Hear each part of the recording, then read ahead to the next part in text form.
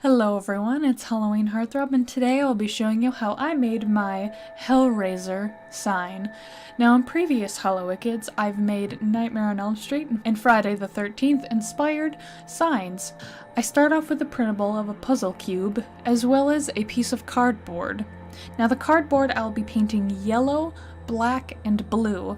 The two signs that I've done were painted in red and blue.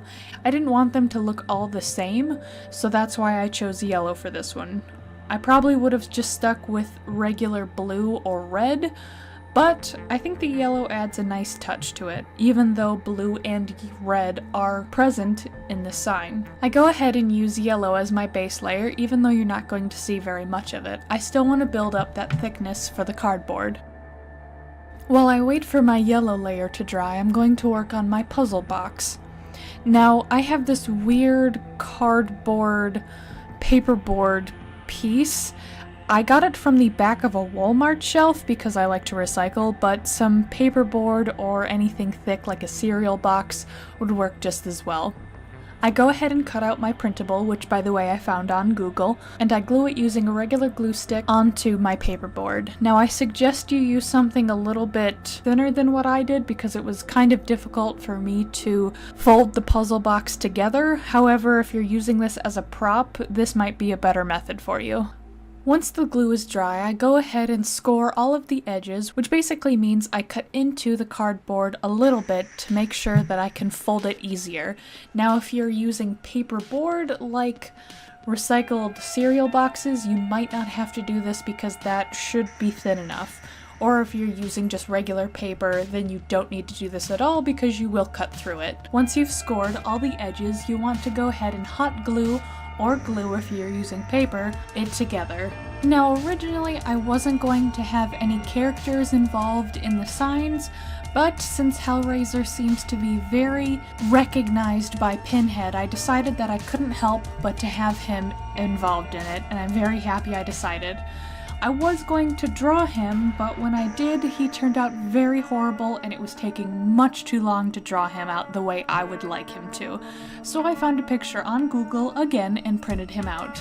Now, I tried to cut around him as much as possible to make sure that I didn't get any white edges to show. Now, I did leave the blue background in between his pins, because like I said earlier, there is going to be blue involved with the background. Once I finish cutting him out, I go ahead and use Mod Podge this time to glue him to the cardboard. I also put a layer of Mod Podge over him, but make sure you don't put too much because you'll do what I did and rip right through the paper. The Mod Podge will give him a shiny-like texture, and the different textures will help him pop. Now you'll have to forgive me for this scene because I accidentally kept pushing my phone in and out of frame because I was helping someone learn how to sew and I needed to see what they were doing. What I'm doing in the background is I'm taking my sponge brush and tapping on lines of black paint to do more texture to the background. I continue to do this line method throughout the whole thing, even though in the end it won't look like it, but I feel like it definitely helped the creative process. As an added accessory for this sign, I found some chains because in Hellraiser, whenever the Cenobites come out, or whenever they show bits of hell if you will, they have a lot of chains and hooks connected to chains in the background. Now, I would have liked to find something thinner, but this was literally the only thing I could find and I checked multiple different places. In the end, I decided I liked it. You don't have to add these because all I really did was just drape them over the sides of the sign. I didn't actually attach these because I didn't feel like it was necessary.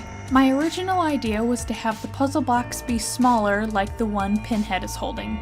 However, the way it printed out, I really enjoyed the sizing and I wanted to make the 3D effect of the puzzle box coming out of the sign.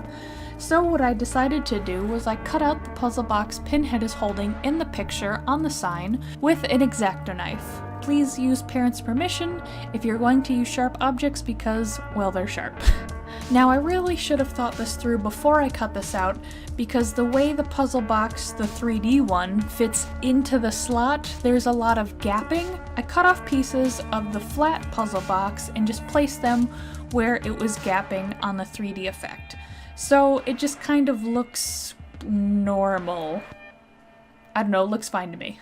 I use hot glue to make sure everything is nice and secure. I try to use the hot glue as much as I can on the back side so the front side doesn't look all lumpy and weird. After all the glue dries, I cover everything with black paint to make sure light doesn't shine through. I do use a little bit of glue and black paint on the front just to make sure everything looks as seamless as possible. Because the sign looked a little blank, I'm using one last printable.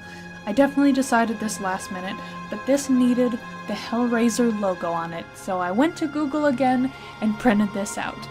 Now what I decided to do with this is I didn't want to cover up anything, so I kind of cut out a part of the bottom of the word Hellraiser so it could look like it was behind Pinhead. Now if you're doing this exactly how I am, I would suggest printing this out, pasting it, and then putting Pinhead in front of it just to make it a little bit easier for yourself, because I definitely guessed with this. Of course, I pasted this down using Mod Podge, covering it on the back and the front. So I accidentally got a little bit of black paint on Pinhead's face, but I'm just gonna pretend like it's part of the aesthetic of the sign.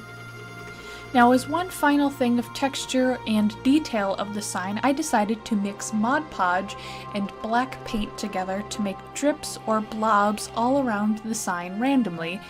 Once all that dries, you're done and you have a Hellraiser sign. Thank you for watching. We have such sights to show you.